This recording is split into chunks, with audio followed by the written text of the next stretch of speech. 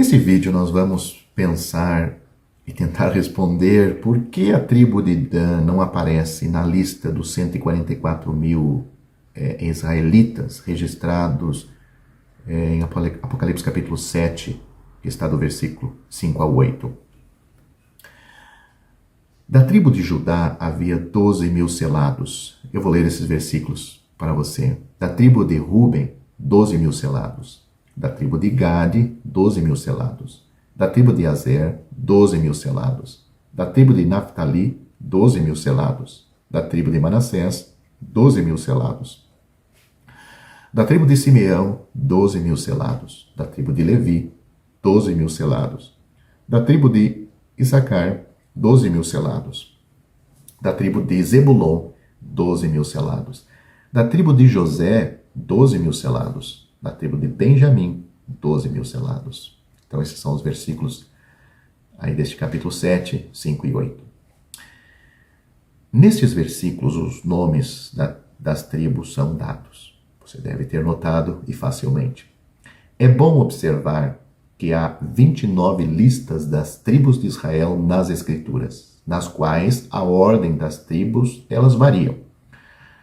Uma comparação com a primeira lista dos filhos de Jacó em Gênesis capítulo 35, do versículo 23 ao 26, pode ser feita com esta lista final das Escrituras, aqui onde acabamos de ler. A lista dada por João é a seguinte: Judá, Ruben, Gade, Azer, Naphtali, Manassés, Simeão, Levi, Issacar, Zebulon, José e Benjamim. Judá é o primeiro, evidentemente porque foi desta tribo que Cristo veio. Note capítulo 5 de Apocalipse, versículo 5, Hebreus capítulo 7, versículo 14, Gênesis capítulo 49, versículo 10. Notamos que Manassés, o neto de Jacó, está incluído. Visto que Jacó havia falado acerca dos dois filhos de José, ele diz, são meus, em Gênesis capítulo 48, versículo 5, eles são geralmente incluídos entre sua semente, entre a semente de Jacó.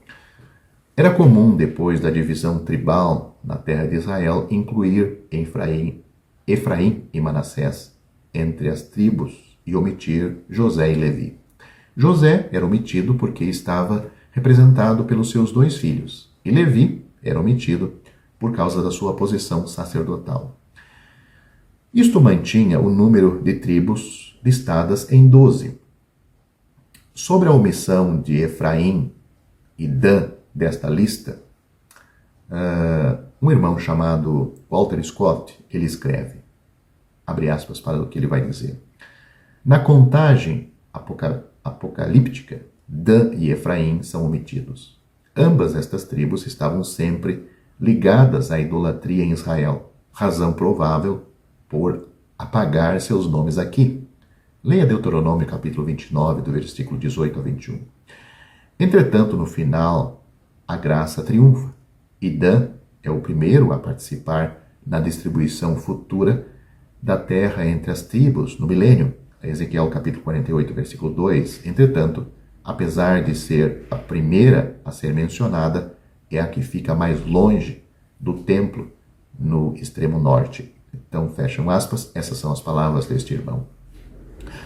Muitos comentaristas concordam em geral com esta conclusão. Alguns sugerem que a inclinação à idolatria apoia a tradição antiga, baseada em Gênesis 49, versículo 17, de que o anticristo virá da tribo de Dan.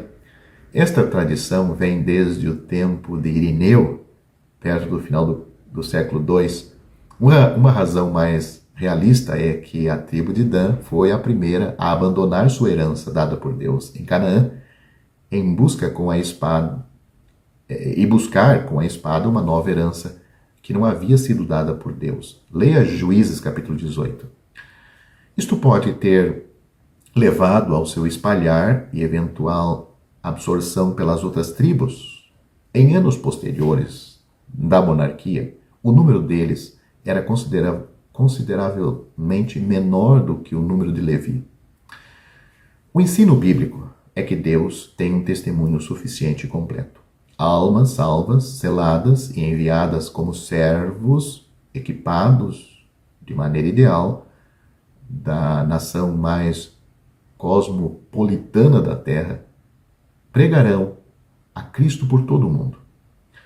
Bem pode ser que o derramamento do Espírito Santo gozado pelos 12 apóstolos em Atos capítulo 2, que nós encontramos lá no versículo 14 a 21 em Pentecostes, seja uma sombra de outra missão, quando o número do qual 12 é apenas um fator, levará uma mensagem de salvação.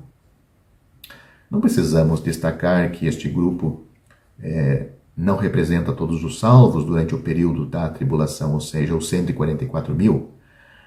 Isto se tornará evidente ao examinarmos o grupo no final do capítulo. Talvez não seja tão bem entendido que este grupo não é o remanescente de Israel, mencionado mais tarde no capítulo 12 de Apocalipse, versículo 17. Os 144 mil que temos aqui não é o mesmo grupo lá. Muitos de Israel ouvirão a mensagem pregada por este grupo, os 144 mil. Este grupo vai pregar divinamente preservado e crerão, vão crer na mensagem deles. Alguns destes novos salvos morrerão por sua fé. Nós podemos ver isto já no capítulo 6, versículo 9. Outros irão perseverar até o fim, como nós temos Mateus capítulo 24, versículo 13, e assim provar a realidade da sua fé. Sem dúvida haverá muitos verdadeiros israelitas incluídos em todas as nações que nós temos no versículo 9. Parece também haver um outro remanescente na nação que, embora não crendo no Evangelho, recusará crer na mentira do anticristo.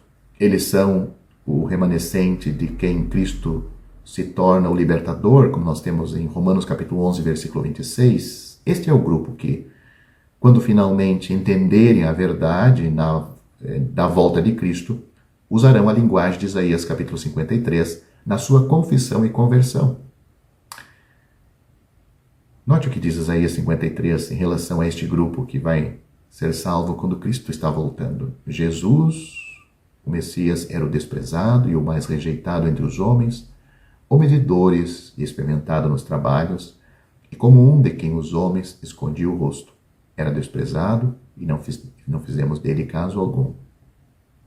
Verdadeiramente ele tomou sobre si as nossas enfermidades e as nossas dores levou sobre si, e nós o reputamos por aflito e ferido de Deus e oprimido. Mas ele foi ferido por causa das nossas transgressões e moído por causa das nossas iniquidades. O castigo que nos traz a paz estava sobre ele, e pelas suas pisaduras fomos sarados. Todos nós andávamos desgarrados como ovelhas. Cada um se desviava pelo seu caminho, mas o Senhor fez cair sobre ele a iniquidade de nós todos. Ele foi oprimido e afligido, mas não abriu a sua boca. Como um cordeiro foi levado ao matadouro, e como a ovelha muda perante os seus tosqueadores, assim ele não abriu a sua boca. Da opressão e do juízo foi tirado, e quem contará o tempo da sua vida? Porquanto foi cortado da terra dos viventes, pela transgressão do meu povo foi ele atingido. E puseram a sua sepultura com os ímpios, e com o rico na sua morte. Ainda que nunca cometeu injustiça, nem houve engano na sua boca. Todavia, ao Senhor agradou moê-lo, fazendo-o enfermar.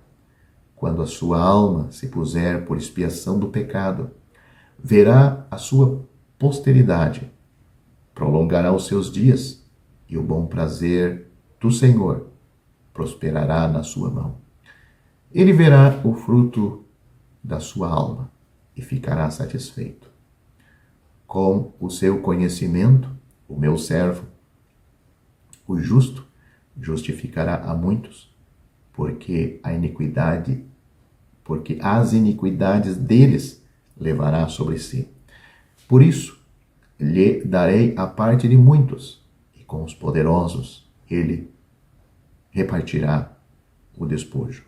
porquanto derramou a sua alma na morte, e foi contado como os transgressores, mas ele levou sobre si o pecado de muitos, e intercedeu pelos transgressores.